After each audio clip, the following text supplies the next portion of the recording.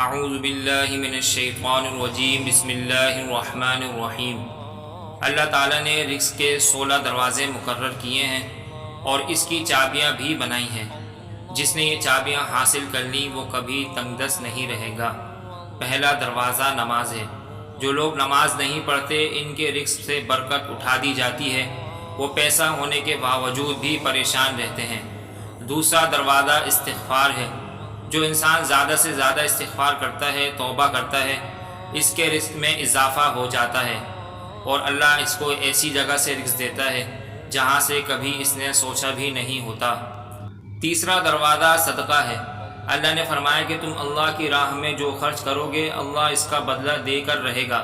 انسان جتنا دوسروں پر خرچ کرے گا اللہ اسے 10 گنا بڑھا کر دے گا۔ چوتھا دروازہ تقوی اختیار کرنا ہے۔ جو لوگ گناہوں سے دور رہتے ہیں اللہ اس کے لیے آسمان سے رزق کے دروازے کھول دیتے ہیں۔ پانچواں دروازہ کثرت نفلی عبادت ہے۔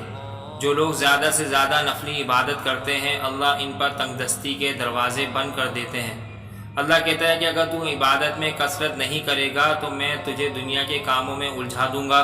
لوگ سنتوں اور فرض پر ہی توجہ دیتے ہیں، نفل چھوڑ دیتے ہیں، جس سے رزق میں تنگی ہوتی ہے۔ چھٹا دروازہ حج اور عمرے کی کثرت کرنا۔ حدیث میں آتا ہے کہ حج اور عمرہ گناہوں اور تنگ دستی کو اس طرح دور کرتے ہیں جس طرح آگ کی بھٹی سونا چاندی کی میل دور کر دیتی ہے۔ ساتواں دروازہ رشتہ داروں کے ساتھ اچھے سلوک سے پیش آنا۔ ایسے رشتہ داروں سے بھی ملتے رہنا جو آپ سے قطع تعلق ہوں۔ آٹھواں دروازہ کمزوروں کے ساتھ صلہ رحمی کرنا۔ غریبوں کے غم بانٹنا، مشکل میں کام آنا اللہ کو بہت پسند ہے۔ نواں دروازہ اللہ پر توکل ہے۔ جو شخص یہ یقین رکھے کہ اللہ دے گا تو اسے اللہ ضرور دے گا، اور جو شک کرے گا وہ پریشان ہی رہے گا۔ 10واں دروازہ شکر ادا کرنا۔ انسان جتنا شکر ادا کرے گا اللہ رزق کے دروازے کھولتا چلا جائے گا۔ 11واں دروازہ ہے گھر میں مسکرا کر داخل ہونا۔ مسکرا کر داخل ہونا سنت بھی ہے۔ حدیث میں آتا ہے نبی صلی اللہ علیہ وسلم نے فرمایا، اللہ فرماتا ہے کہ رزق بڑھا دوں گا جو شخص گھر میں داخل ہوا اور مسکرا کر سلام کرے۔ 12واں دروازہ ماں باپ کی فرما برداری کرنا ہے۔ ایسے شخص پر کبھی رزق تنگ نہیں ہوتا۔ 13واں دروازہ ہر وقت باوضو رہنا ہے۔ جو شخص ہر وقت نیک نیتی کے ساتھ باوضو رہے تو اس کے رزق میں کمی نہیں ہوتی۔ 14واں دروازہ چاش کی نماز پڑھنا ہے، جس سے رزق میں برکت بڑھتی ہے۔ حدیث میں آتا ہے چاش کی نماز رزق کو کھینچتی ہے اور تنگ دستی کو دور بھگاتی ہے۔